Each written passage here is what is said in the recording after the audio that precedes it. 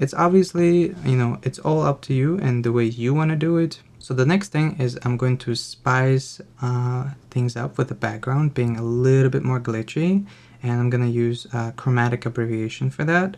I have combined my pencil with my background. It's very simple colors, nothing too fancy. And I'm gonna go into Filter and Effects, and in here we're gonna find Chromatic Aberration. And as you can see, it gives this like really nice kind of glitch effect. And we can move this around for like where, kind of like from where it's starting.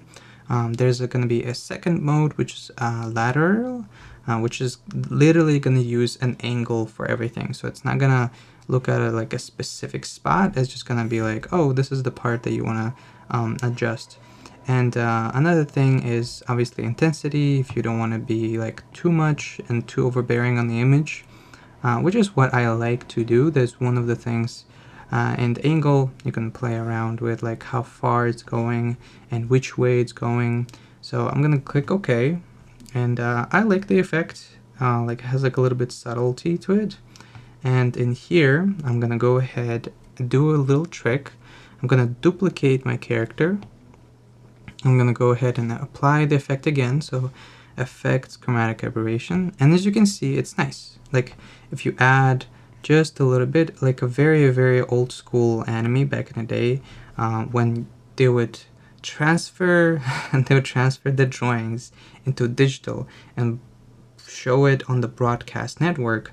A lot of times you would get this like kind of effect of a little glow behind the edges. So I really like this like little effect. So I'm gonna do that. So I'm gonna click OK. So that's cool. So I added a little bit of this effect. If I want to go even further, here's another one. I'm gonna duplicate it again. I know I keep duplicating it, but hear me out.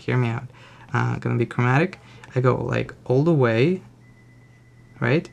But you can create focus in your image by having this. Like this is too much, but I can go ahead and make myself a mask. So I'm gonna click the mask button, and I'm gonna go into erasers.